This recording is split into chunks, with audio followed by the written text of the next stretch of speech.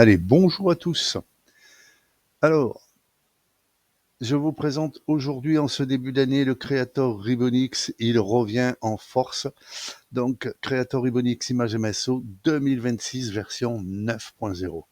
Le tag pour commencer cette année sera Office Suite Cloner and Rebuilder. En effet, en fin d'année, un membre de Excel Download m'a posé une question très intéressante et je vais un petit peu développer pourquoi c'était intéressant. La question était, a-t-on la possibilité de transformer le Office UI en Custom UI? Tout d'abord, il faut comprendre ce que c'est le Office UI. Le Office UI, c'est la personnalisation du ruban par les outils Excel. Et le problème avec cette méthode et ces outils-là, c'est que la personnalisation du ruban se fait niveau application. Et j'insiste bien sur niveau application. Et je vais vous montrer exactement pourquoi et comment ça marche. Alors, pour le coup, je vais ouvrir un fichier vierge. Non, peut-être pas. Je vais peut-être ouvrir un fichier... pardon, que j'ai prévu justement. Voilà.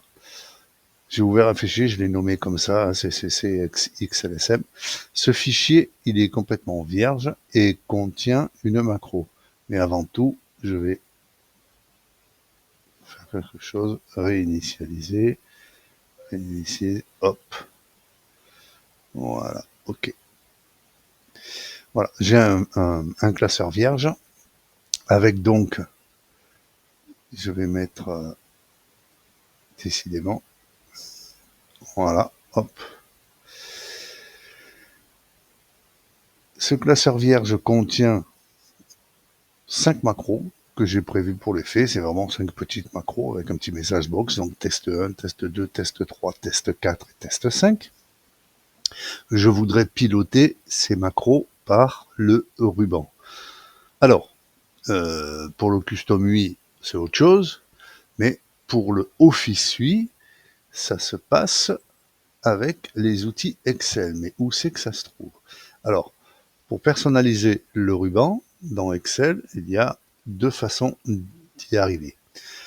Pour certains, ils auront la possibilité de l'avoir dans le ruban n'importe où, clic droit, personnaliser le ruban. Et là, on atteint l'interface de personnalisation. Pour d'autres qui n'auront pas le menu dans le clic droit, ils auront la possibilité d'aller dans les options personnaliser le ruban. Alors ça peut se décompter de différentes manières selon les versions d'Excel. Mais bon, dans n'importe quel cas, on y arrive et l'interface, c'est le même. Voilà. Cette interface, il nous montre quoi? Alors, à gauche, il va nous montrer plein de commandes et d'autres choses. Et à droite, il va nous montrer la liste des onglets que l'on trouve en haut dans la barre de titre, en haut. Donc la barre des onglets. Moi, je veux personnaliser donc le ruban, je veux piloter les 5 macros par des boutons dans le ruban. Alors, comment va-t-on faire? Dans cette interface, nous allons aller dans les macros, et là, on retrouve nos macros test 1, test 2, test 3, test 4 et test 5. Vous en avez d'autres. Comment dire, parce que j'ai des XLA qui sont activés, etc. Donc vous en avez quelques-unes qui apparaissent. Et moi, je veux travailler justement sur ces 5 macros. Alors, pour le coup, ici, je vais rajouter donc un onglet pour commander une ou deux ou trois ou quatre ou les 5 macros dans un onglet personnalisé. On a la possibilité aussi de les piloter par un bouton que je vais placer à certains endroits dans les onglets existants. Voilà. Alors pour le coup, je vais essayer de me disperser pour vous montrer un petit peu comment ça fonctionne. Alors, Ici, je vais donc rajouter un nouvel onglet. Voilà. Nouvel onglet personnalisé, donc ici avec le bouton. Ce nouvel onglet, je vais cliquer sur renommer, je vais le nommer utile. Alors, vous pouvez l'appeler Pierre, Paul, Jacques, un petit peu comme vous voulez. Hein. Dans cet onglet, quand je l'ai ajouté, il m'a ajouté un nouveau groupe. Tous les boutons commencent à minima dans un groupe. On ne met pas des contrôles dans un onglet directement personnalisé. Mais ça, pour ceux qui font du Custom UI, qui connaissent le Creator, de toute façon, ils voient très bien qu'ils ne peuvent pas le faire. Et bien là, pour le coup, c'est la même chose. Alors, je vais prendre ce nouveau groupe, je vais le renommer. Ta, ra, ta, ta. Et voilà. Et maintenant, il me reste plus qu'à mettre des boutons et pour commander ces macros. Alors, pour mettre des boutons, tout simplement, vous allez soit cliquer ici sur la macro et cliquer sur ajouter, soit alors le faire glisser. Moi, j'ai l'habitude, je les fais glisser. Vous voyez, je fais glisser les macros. Hop.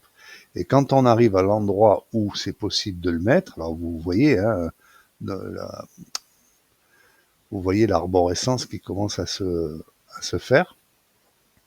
Hein, vous reconnaissez un petit peu le schéma avec le Custom UI, c'est tout à fait pareil.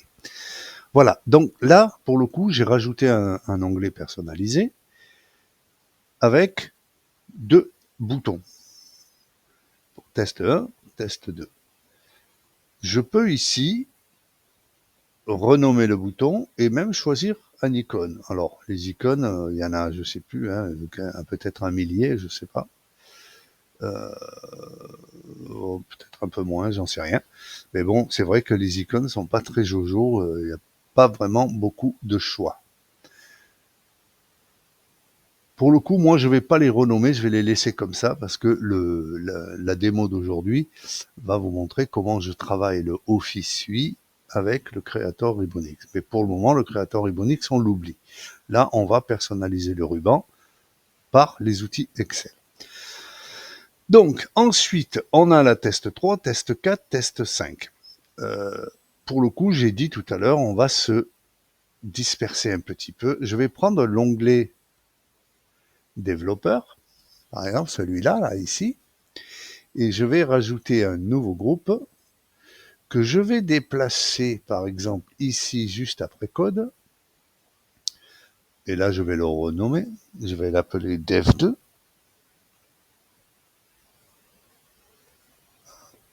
Hop. Alors, je le redis, vous l'appelez Pierre, Paul, Jacques, un petit peu comme vous voulez. Et là, c'est pareil, on va faire glisser, par exemple, la test 3 et la test 4. Voilà. J'ai donc rajouté un onglet personnalisé outils dans lequel un groupe y a été placé. Dans ce groupe, j'ai mis les 2 boutons test 1 et test 2. J'ai rajouté un groupe personnalisé dans l'onglet développeur que j'ai placé juste après le groupe code. Alors le groupe code, c'est celui-là. Hein. Donc ce nouveau groupe, devrait se placer ici. Voilà. Sauf que vous allez voir que moi, j'ai déjà, dans mon XLA en Custom UI, j'ai déjà un groupe personnalisé. Donc forcément, il va se placer ici. Alors, il me reste la test 5. Pour la test 5, je vais par exemple choisir l'onglet Accueil et je vais rajouter un nouveau groupe. Voilà, vous voyez, c'est développé et il s'est placé. Ce nouveau groupe, je vais même le placer en premier. Je vais le renommer. Je vais l'appeler ACC2. Je le redis, vous appelez Pierre, Paul, Jacques, un petit peu ce que vous voulez. Hein. Dans ce groupe personnalisé, ce que je vais faire glisser la test 5. Alors vous voyez, quand on arrive au bon endroit, le groupe se souligne. Vous voyez? Donc c'est assez facile. Voilà. J'ai donc placé 5 boutons, un petit peu dispersés à droite et à gauche dans le ruban. Alors vous avez vu, c'est pas très compliqué. Hein. Voilà. C'est pas très compliqué. Rappelez-vous, je vous ai dit, le Creator gère maintenant le 4. Le 4, c'est la barre d'accès rapide. Et pour le coup, pour voir un petit peu la compatibilité entre les deux, je vais aussi, non seulement j'ai modifié le ruban pour piloter mes 5 macros, mais je vais aussi modifier la barre d'accès rapide. Alors, je vais faire quelque chose d'assez simple hein, pour la démo. Je vais donc rajouter des commandes existantes, hein, comme vous le faites, comme vous avez l'habitude de le faire pour ceux qui utilisent l'interface d'Excel de personnalisation du ruban. Alors, tiens, orthographe. Ici, je clique sur ajouter, donc je sélectionne ici hein, donc les commandes courantes. Et là, on a les commandes avec leur nom en français. Alors ça, c'est bien. Je clique sur orthographe, je veux ajouter l'orthographe. Je clique sur, je sais pas, qu'est-ce que je vais choisir. De quoi je pourrais avoir besoin. Hop.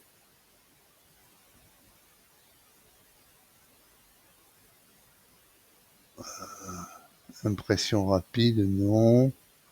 Fusionner, centrer, enregistrer. Courrier électronique, tiens. Ben, hop. Voilà. J'ai rajouté donc 2 commandes existantes qui sont dans le ruban, dans la barre d'accès rapide. Pour le coup, je vais prendre l'orthographe et je vais même le déplacer. Vous voyez, je me disperse bien de façon qu'on voit bien le fonctionnement. Donc, orthographe, je l'ai placé juste après enregistrer, donc il va se placer juste ici après la petite disquette, là, donc la barre d'accès rapide qui est ici. Et courrier électronique, j'ai placé à la fin. Il me reste donc plus que à cliquer OK. Et voilà, vous voyez que j'ai mon onglet outils. J'ai mes 2 boutons dans mon onglet développeur qui s'est placé après le groupe code. Hein, et après les autres modules, parce que c'est vrai que j'ai 2 XLA qui sont enclenchés. Hein. Ensuite, j'ai bien mon bouton dans l'onglet accueil ici que j'ai placé au début. Voilà. Et donc, vous allez voir que les macros fonctionnent puisque là, j'ai les messages. Vous voyez ? Alors, c'est assez facile donc avec cette interface. Mais tout à l'heure, comme je vous ai dit, j'ai dit attention, la personnalisation du ruban par les outils Excel, donc par cette interface, personnalise le ruban niveau application. J'appuie bien là-dessus. Et qu'est-ce que ça veut dire en fait niveau application? Alors, en fait, imaginez par exemple que je travaille, ça vous arrive, hein, moi ça m'arrive de travailler sur 3-4 fichiers en même temps. Hein. Imaginez, regardez, je vais ouvrir un fichier vierge, alors qu'il n'a pas de macro, qu'il n'a pas de code, rien du tout. Il est vierge de tout, de quoi que ce soit. Et là, qu'est-ce qu'on voit? On voit que l'onglet Outils est présent. L'onglet Développeur, il a gardé les modifications, et même l'onglet Accueil. Voilà. Le problème, c'est que quand on pilote des macros, en général, sauf si les macros font un travail générique ou que vous avez prévu pour faire un travail générique sur X classeur, là, ça va être compliqué puisque si vous avez dans le code des macros un travail qui doit se faire uniquement sur un certain fichier, ben ça va être compliqué parce que quand vous allez cliquer dessus par inadvertance ou quoi, ben vous allez travailler sur le fichier actif. Ça va être problématique. C'est un peu le problème de la personnalisation du ruban qui est niveau application. Ça va travailler sur tous les fichiers. Or, on veut que ce ruban n'apparaisse que sur le fichier concerné. Le problème, c'est que la personnalisation du ruban, je vous le dis, travaille niveau application. Alors, il peut y avoir des avantages, il peut y avoir des inconvénients à travailler comme ça. Voilà. L'avantage, c'est que si les macros font un travail générique, ben c'est parfait. Si les macros font un travail assez précis ou assez distinctes au niveau d'un certain fichier, ben là, vous allez avoir des problèmes. Voilà. Donc, la personnalisation du ruban par les outils Excel, donc le mode Office 8 peut avoir des avantages et des inconvénients. Je reviens tout à l'heure sur la question que m'a posée un membre de Excel Download. Et là, ce que je vais faire, je vais fermer le fichier. Alors, l'avantage de la personnalisation du ruban, c'est que, vous voyez, je ferme le fichier. Si j'en rouvre, vous voyez, même sur mon Creator, il apparaît quand même, hein, puisque c'est niveau application. Pardon. Donc, si on veut travailler vraiment identitairement, enfin en fonction d'un fichier ou d'un autre, c'est vrai qu'on va choisir le Custom UI. D'ailleurs, on s'en sert beaucoup dans les XLM et voire même dans les fichiers XLM. Si on veut travailler avec des macros génériques, alors effectivement, ça peut être intéressant de rester dans la personnalisation du ruban, parce que c'est assez simple. Vous l'avez vu, j'ai pas vraiment forcé pour faire ça.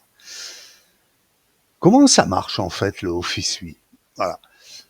Puisque le créateur Ribbonix, hein, comme tous les éditeurs Custom UI pour le XML dans le ruban, va créer un fichier XML. Sauf que dans le Creator Ribbonix, comme tous les autres éditeurs, ça va être intégré dans le fichier, donc dans l'archive zip, puisque les fichiers Excel ne sont que des archives. Hein.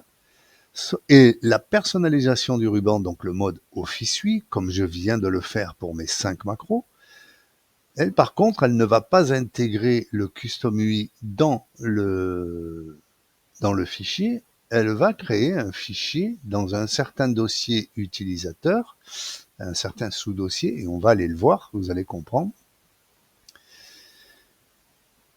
qui va être lu à chaque démarrage d'Excel.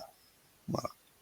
Ce qui fait que à chaque fois que vous allez démarrer Excel, pour quoi que ce soit et quel que soit le fichier, vous allez avoir le ruban qui va apparaître. Voilà. Et ce fichier, il est créé à un certain endroit.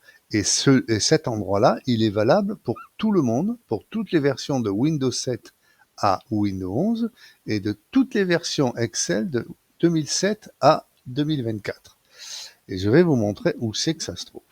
Alors, je vous montre, mais vous allez voir que ça n'a aucun intérêt. C'est vraiment juste pour vous montrer le fonctionnement de l'Office 8. Je vais aller dans mon disque système, je vais aller à utilisateur, je vais aller nom d'utilisateur, donc le compte que je suis, et je vais aller à AppData. Il est possible, vous, que vous ne le voyez pas, le AppData. Pour la simple et bonne raison, c'est que le AppData, normalement, est un dossier caché. Donc, quand vous êtes dans l'Explorer, si vous ne le voyez pas, vous allez à Affichage, l'onglet ici, dans l'Explorer, et vous allez cocher l'élément masqué. Vous voyez que si je le décoche, il disparaît. Voilà. Donc, AppData, local, Microsoft, et enfin Office. Et là, on trouve enfin notre fichier excel.office8. Si je veux le modifier, voilà. Et là, vous reconnaissez, même si c'est pas indenté, même si c'est un petit peu posé poubelle comme ça, mais ça, c'est Microsoft qui marche comme ça, hein, vous reconnaissez un petit peu le langage balisé, hein, XML, et il y a un petit peu des similitudes avec le Custom UI. Sauf que, effectivement, le Office 8 travaille avec 2, voire 3, voire 4 schémas. Voilà, en fonction de ce que l'on va lui demander. Voilà. Et là, pour le coup, je travaille en 2 schémas puisque j'ai travaillé avec le ruban et j'ai travaillé aussi avec la barre d'accès rapide, le 4. Voilà. Et maintenant, vous allez dire, mais qu'est-ce que j'en fais de ça? Si je veux mettre ce Custom UI là dans le fichier et que je veux que ça travaille que sur ce fichier. Alors effectivement, la chose qu'il va falloir faire, c'est le convertir en Custom UI, parce que le langage tel qu'il est écrit, enfin le code tel qu'il est écrit n'est pas compatible Custom UI. Voilà. Donc il va falloir le convertir en Custom UI. Pour cela, mesdames et messieurs, en ce début d'année, je vous propose la nouvelle mise à jour de l'image MSO 2026 9.0 Office Suite Cloner and Rebuilder. Allons-y, c'est parti. Alors, j'ouvre l'interface. Vous voyez, il n'a pas trop changé. Il y a peut-être que toutes petites nuances, mais bon, c'est pas très important. Et là, nous allons aller dans Menu. Et dans le menu, vous allez par contre voir qu'il y a eu une mise à jour. Il y a effectivement 2 nouveaux boutons. Importés depuis Office Suite, exportés depuis vers Office Suite. Voilà.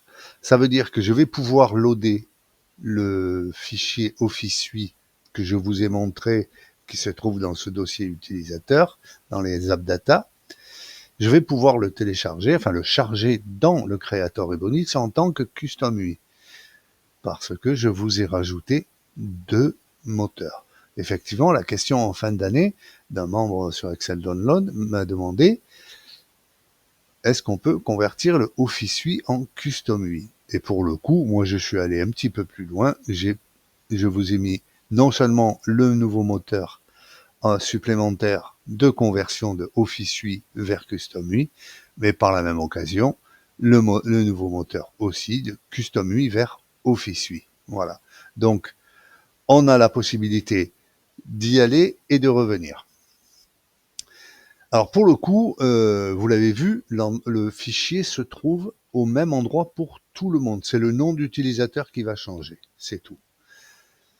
Donc pour le coup, c'est assez simple d'aller récupérer le fichier. Donc le bouton va se contenter d'aller chercher le fichier, de le lire en XML, de le convertir en XML pour le schéma Custom UI et vous l'enregistrer dans les projets, tout simplement. Et alors là, je vous montre, voilà. Le fichier Excel Office Suite a été cloné et converti en Custom UI dans le dossier de vos projets. Voulez-vous désactiver la personnalisation Excel Office Suite? Moi, je vais dire oui. Voilà, je vais enlever la personnalisation. Et là, vous allez voir que, si vous regardez bien, tant que c'est ouvert, elle ne disparaît pas. Voilà. Et si je vais maintenant, comme il m'a dit dans le message, qui me l'a enregistré dans le projet, je vais à recharger un projet et je trouve un dossier qui s'appelle projet clone Office Suite avec la date et l'heure. Vous voyez, je l'ai fait même plusieurs fois dans les tests. Et donc, vous allez pouvoir le faire X fois, c'est pas un problème. Donc, dans ce dossier, j'ai, comme tous les projets que vous avez pu faire avec le créateur Ebonix, le dossier image si vous travaillez en image externe, et le dossier exemple.xml. Voyons voir un petit peu quelle tête il a, ce XML. Voilà. Et là, vous avez la conversion en mode Custom UI du Office Suite. Pour le coup, je vais le charger. Et vous voyez, il s'est chargé en tant que Custom UI. On peut regarder si vous voulez ici avec le code XML.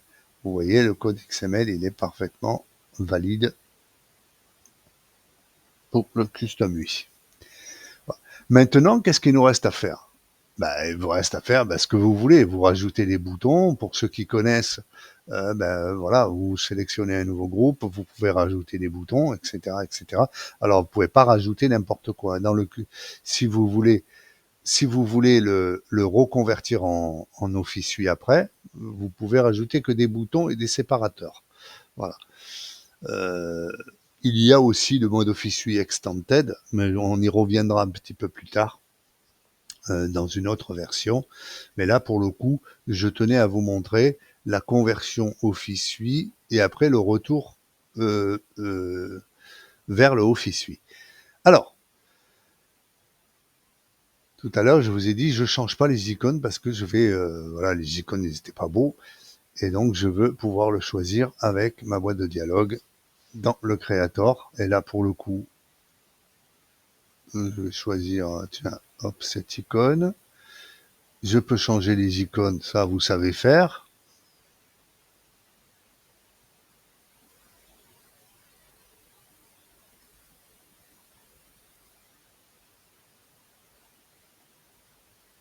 Voilà. Je cherche des icônes bien différentes. Je vais choisir au hasard. Alors bien sûr, vous choisissez une icône qui est un peu représentative de ce que vous voulez faire. Ça, c'est, ça coule de source. Alors, vous voyez, là, j'ai changé les icônes. Maintenant, vous allez dire, oui, mais alors, quand j'ai converti, j'ai supprimé le fichier de personnalisation. Là, ce que je vais faire, je vais enregistrer le projet, bien sûr, sauver le projet. Et là, maintenant, il me reste plus qu'à choisir. Soit je vais l'intégrer dans un fichier, soit alors je vais le renvoyer vers le Custom UI avec les modifications, tout simplement. Et pour le renvoyer vers le Custom UI, je n'ai qu'à faire exporter vers l'Office UI. On va tester. Voilà. Alors, maintenant, si j'ouvre Excel à nouveau, parce qu'il faut que ça soit fermé pour que ça soit pris en compte, puisque là, on travaille au niveau application, que le fichier, il est dans un certain endroit, dans un certain sous-dossier utilisateur, et que le ruban se charge qu'au démarrage d'Excel. On va ouvrir un fichier et vous allez voir, hop, un nouveau fichier. J'ai mon onglet qui s'est ouvert, hein, mes nouveaux outils, et vous voyez que mes icônes ont changé. Hein. Voilà, donc les modifications ont été prises en compte. Voilà, tout simplement. Vous avez vu, donc on peut aller de l'Office UI vers le Custom UI et du Custom UI vers le Office UI. Pour le coup, là je vais vous montrer, personnaliser le ruban. Je vais donc réinitialiser. Hop, hop, donc je vais supprimer la personnalisation. Je vais remettre mon onglet développeur. Voilà, j'ai supprimé le ruban. Voilà. On a le projet, donc on a le projet, ou alors on va le recharger tout simplement puisqu'on l'a enregistré, hein, et on peut s'en servir aussi comme créer un modèle. Hop, voilà. Voilà, mon sample a été créé, et là si je vais dans mon dossier de projet, vous connaissez la chanson, hein, ça reste pareil. Vous voyez que j'ai créé mon sample, et si j'ouvre, donc, il faut que je ferme l'user form parce qu'il est modal. Si j'ouvre mon nouveau fichier sample, vous voyez que j'ai mes outils avec mon développeur. Voilà, hop, hop. Voilà, vous avez cliqué sur le bouton, et là, effectivement, là, par contre, on est en Custom UI avec les callbacks, c'est intégré dans le classeur. Voilà. Et ça n'est plus. Hop, je ferme ça. Vous voyez, c'est intégré dans le classeur. Vous voyez que dans le classeur du Creator, il est resté, mais si je le ferme, vous allez voir, et que je le rouvre,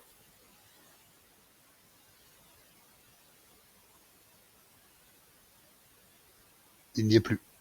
Voilà. Toute la mise à jour à l'affichage du ribbon, quand c'est le mode Office UI qui est en fonctionnement, le ruban se charge au démarrage d'Excel. Voilà, on ne peut pas le décharger, mis à part par l'outil réinitialisé comme je viens de vous montrer. Voilà.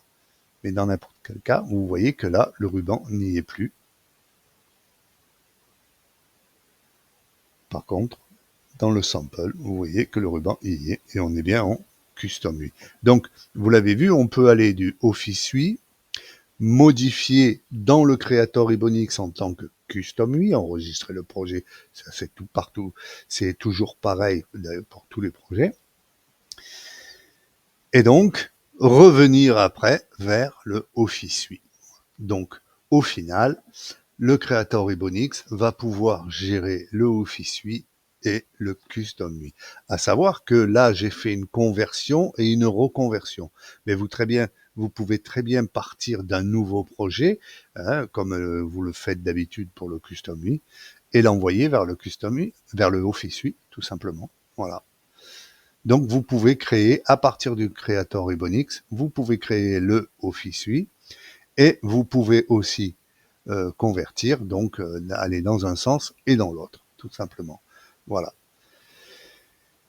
Je viens de vous présenter les deux nouveautés du Creator Ibonix Image MSO, et là, c'est pour cette année 2026, et c'est la version 9.0. Office UI Cloner and Rebuilder.